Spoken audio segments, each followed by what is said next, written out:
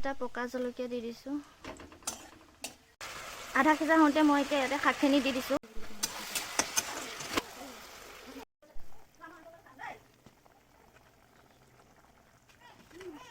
Hello' friends, স্বাগতম জনাইছোঁ মোৰ চেনেলৰ নতুন এটা ভিডিঅ'লৈ। আৰু টাইটেল আৰু থাম্বনেইলখন দেখিতো নিশ্চয় গমেই পাইছে আজি ৰেচিপি টাইপ ভিডিঅ'। গতিকে ভিডিঅ'টো আপোনালোকে প্ৰথমৰ পৰা শেষলৈকে চাব বুলি আশা কৰিছোঁ। আৰু যিসকলে মোৰ চেনেলটোৰ এই ভিডিঅ'টো প্ৰথমবাৰ চাই আছে, চেনেলটো ছাবস্ক্ৰাইব কৰা নাই এতিয়ালৈকে, তেন্তে প্লিজ ছাবস্ক্ৰাইব কৰি দিব। তেতিয়াহে মোৰ ভিডিঅ'ৰ ন'টিফিকেশ্যন আপোনালোকে পোনপ্ৰথমতে পাব। আৰু আজিৰ ভিডিঅ'টো একেবাৰে স্কিপ নকৰাকৈ চাব। আপোনালোকক ভিডিঅ'টোৰ মাজলৈ যোৱাৰ আগতে মই এটা কথা কৈ ল'ব বিচাৰিছোঁ। আপোনালোকে যে টাইটেল আৰু থাম্বনেইলত দেখিছে পনৌনৌৱা শাক, আচলতে এই শাকবিধ বাৰীৰ চুকে কাণে নিজে নিজে হয়, য'তে ত'তে নহয় যদিও ঘৰৰ আশে পাশে এই শাকবিধ পোৱা যায়। আপোনালোকে বহুতে হয়তো এই শাকবিধ খাইছে। আৰু এই শাকবিধ আচলতে বহুত গুণসম্পন্ন, বহুত ঔষধি শাক এইবিধ। এই শাকবিধৰ গুণাগুণ এই ভিডিঅ'টোত মই কোৱাটো সম্ভৱ নহয় সকলোখিনি, যিহেতু মই আপোনালোকক ৰেচিপি শ্বেয়াৰ কৰিম, এটা সুন্দৰ ৰেচিপি। গতিকে মই থুলমূলকৈ ক'ব বিচাৰিছোঁ, এই শাকবিধ আচলতে জণ্ডিছৰ কাৰণে ভাল, জণ্ডিছ লিভাৰৰ বেমাৰৰ কাৰণে ভাল। আৰু প্ৰসূতি মহিলাৰ নাড়ী শুকাবৰ কাৰণে এই শাকবিধ খোৱাটো বহুতেই ভাল। আৰু শিশুৰ কাৰণেও এই শাকবিধ বহুত উপকাৰী। গতিকে এবিধ উপকাৰী, শৰীৰৰ বাবে উপকাৰী আৰু বহুত ঔষধযুক্ত বন শাক আজি মই ৰান্ধিম। কেনেকৈ ৰান্ধোঁ, কি কৰোঁ, আপোনালোকক গোটেইখিনি দেখুৱাই আছোঁ। আপোনালোকে ভিডিঅ'টো শেষলৈকে চাব। আৰু যিসকলে খাইছে তেওঁলোকে কমেণ্ট কৰিব, আৰু যিসকলে নাই খোৱা তেওঁলোকে খাব, যিহেতু বহুত উপকাৰী শাক। আৰু এতিয়া মই এই শাকবিধৰ ৰেচিপিটোৰ মাজলৈ আগবাঢ়োঁ। আপোনালোকে ভিডিঅ'টো চাই থাকক।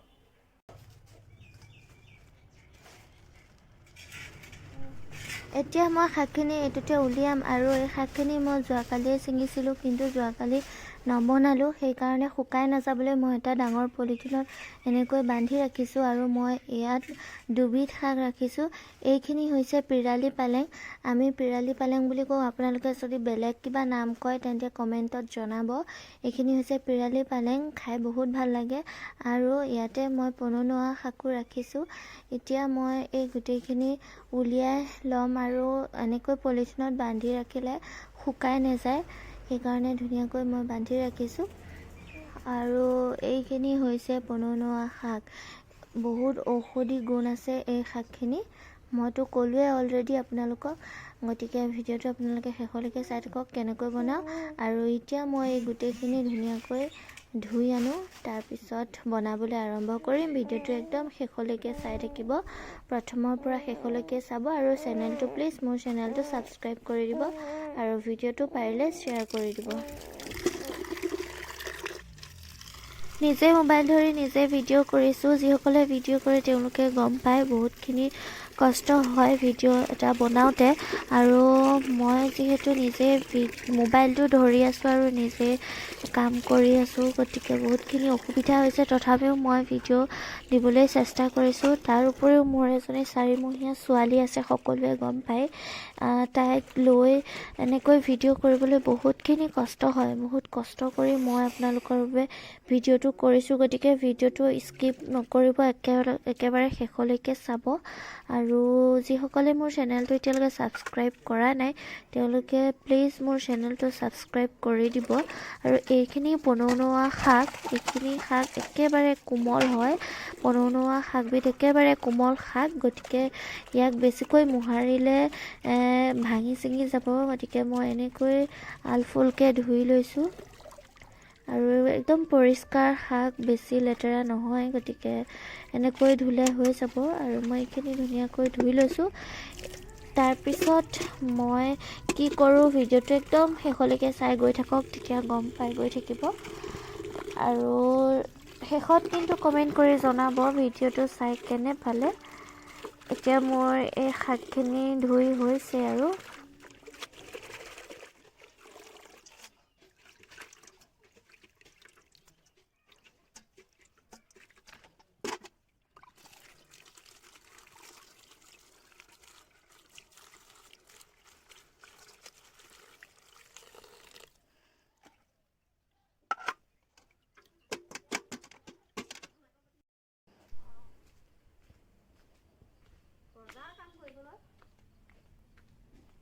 বজাৰ দোকান হাজিৰা কৰিব কৈছে এতিয়া মাছখিনি ধুই আনো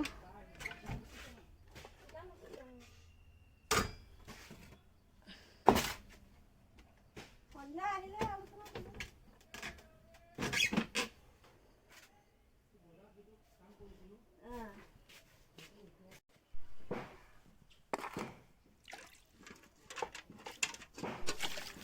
এইখিনি মাছ মিষ্টাৰে বজাৰৰ পৰা আনি দি থৈ গৈছে গতিকে পনৌনৌৱা শাকৰ লগত আজি মাছৰ তৰকাৰী বনাম খুব ধুনীয়া এখন আঞ্জা আপোনালোকৰ লগত একেবাৰে কেনেকৈ বনাম কি কৰিম সকলোখিনি শ্বেয়াৰ কৰিম গতিকে একদম শেষলৈকে চাব আৰু শেষত কমেণ্ট কৰি জনাব এতিয়া মই ধুনীয়াকৈ মাছখিনি ধুই লওঁ তাৰপিছত বনোৱাত লাগি যাম আৰু চাই থাকিব ভিডিঅ'টো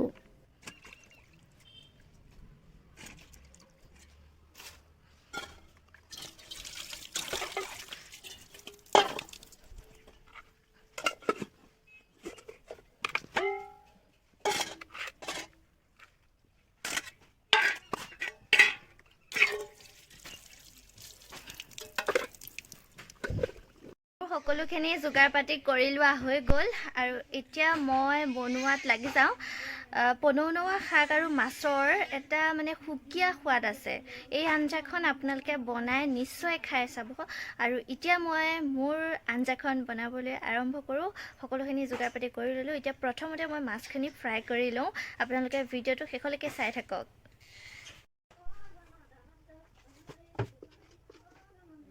কেৰাহীখন গৰম হোৱালৈকে এতিয়া মই মাছত নিমখ আৰু হালধিখিনি ধুনীয়াকৈ সানি ল'ম তাৰপিছত মই মাছখিনি ফ্ৰাই কৰিম আৰু মাছ ফ্ৰাই কৰোঁতে বহুত তেল চিটিকি পৰে গতিকে মাছ ফ্ৰাই কৰোঁতে ঢাকন এখন দি ল'লে তেল চিটিকি নপৰে আপোনালোকে চাই থাকক এতিয়া মই ইয়াতে দি দিলোঁ অলপ তেল আৰু এতিয়া মাছখিনি ধুনীয়াকৈ নিমখ হালধিখিনি সানি লৈছোঁ আৰু ধুনীয়াকৈ ফ্ৰাই কৰিম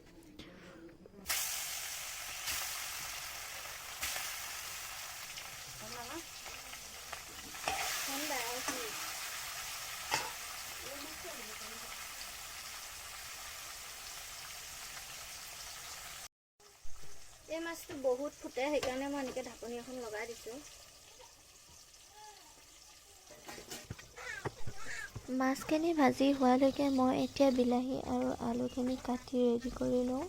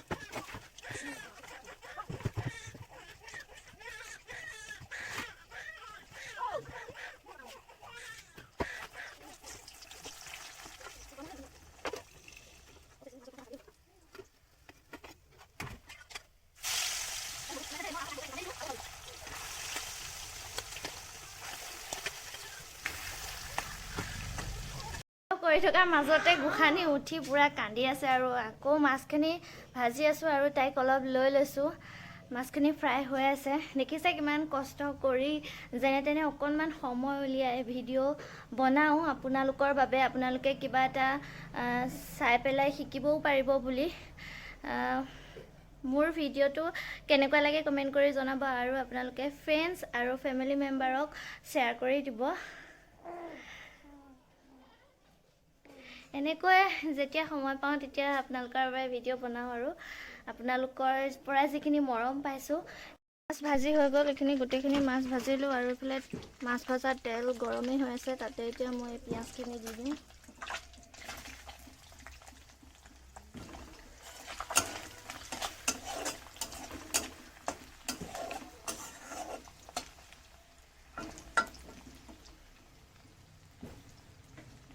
তাতে 2টা পকা জলকীয়া দি দিছোঁ। এতিয়া প্ৰথমতে মই ইয়াত আলুখিনি দিম।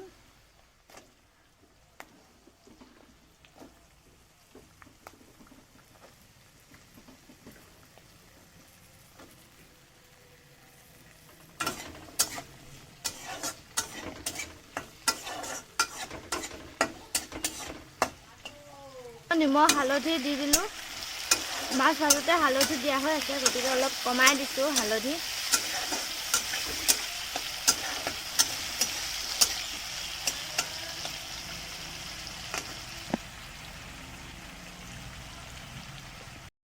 আৰু এই পিৰালি পালেংখিনি মই ভাজিম, এইখিনি ভাজিম আৰু এইখিনি তৰকাৰী বনাম।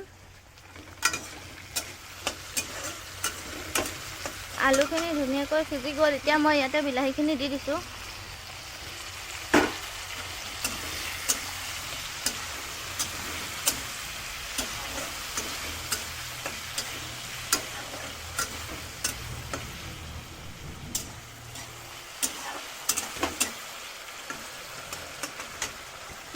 এয়া ধুনীয়াকৈ বিলাহী আলুখিনি সিজি আছে। আধা সিজা হওঁতে মই এতিয়া ইয়াতে শাকখিনি দি দিছোঁ।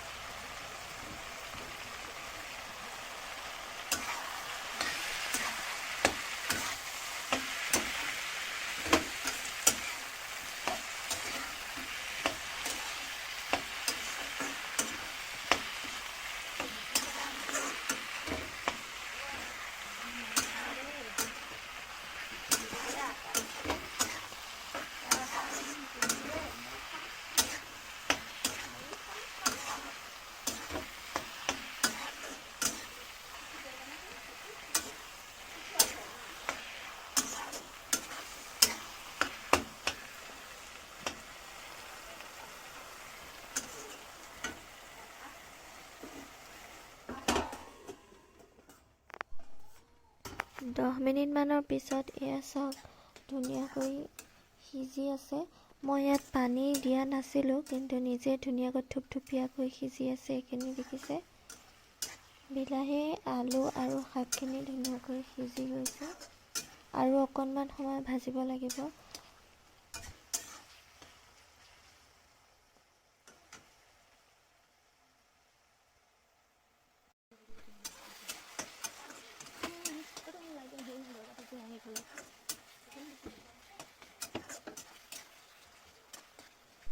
ধুনীয়াকৈ সিজি গ'ল আৰু মই এতিয়া ইয়াতে গৰম পানী দিম। এইখিনি গৰম পানী কৰি ৰাখিছিলোঁ, এতিয়া ইয়াতে গৰম পানীখিনি দি দিছোঁ। আঞ্জাত সদায় গৰম পানী দিব লাগে, ঠাণ্ডা পানী দিলে তাৰ সোৱাদটো বেলেগ হৈ যায়, গতিকে গৰম পানী দিব লাগে আৰু গৰম পানী দিলে সোনকালে উতল আহে। এতিয়া চাওক এইখিনি ধুনীয়াকৈ উতলাৰ পাছত মই মাছখিনি দি দিছোঁ ইয়াতে আৰু অকণমান পানী দিছোঁ আৰু এইখিনি এতিয়া আকৌ ভালদৰে উতলিবলৈ দিম। আৰু এইফালে মই পিৰালি পালেং শাকখিনি ভাজি আছিলোঁ। যিহেতু শাক কম, গতিকে মই আলুৰ পৰিমাণটো অলপমান বেছিকৈ দিছোঁ আৰু শাক ভাজিলে কমি যায়, সেইকাৰণে আলু অকণমান বেছিকৈ দিছোঁ।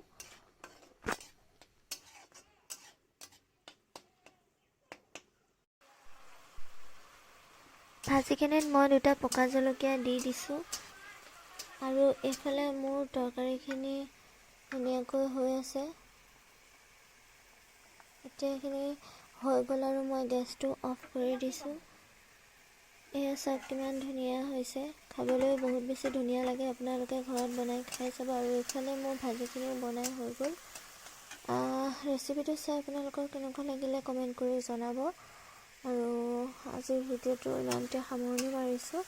আপোনালোকে নতুন নতুন ভিডিঅ' পাই থাকিবৰ বাবে মোৰ চেনেলটো ছাবস্ক্ৰাইব কৰি ল'ব। যিসকলে এতিয়াও ছাবস্ক্ৰাইব কৰা নাই তেওঁলোকে কৰি ল'ব। ভিডিঅ'টো ভাল লাগিলে লাইক কৰিব, কমেণ্ট কৰিব, লগতে শ্বেয়াৰ কৰি দিব। আৰু আজিৰ ভিডিঅ'টোৰ পৰা বিদায় লৈছোঁ।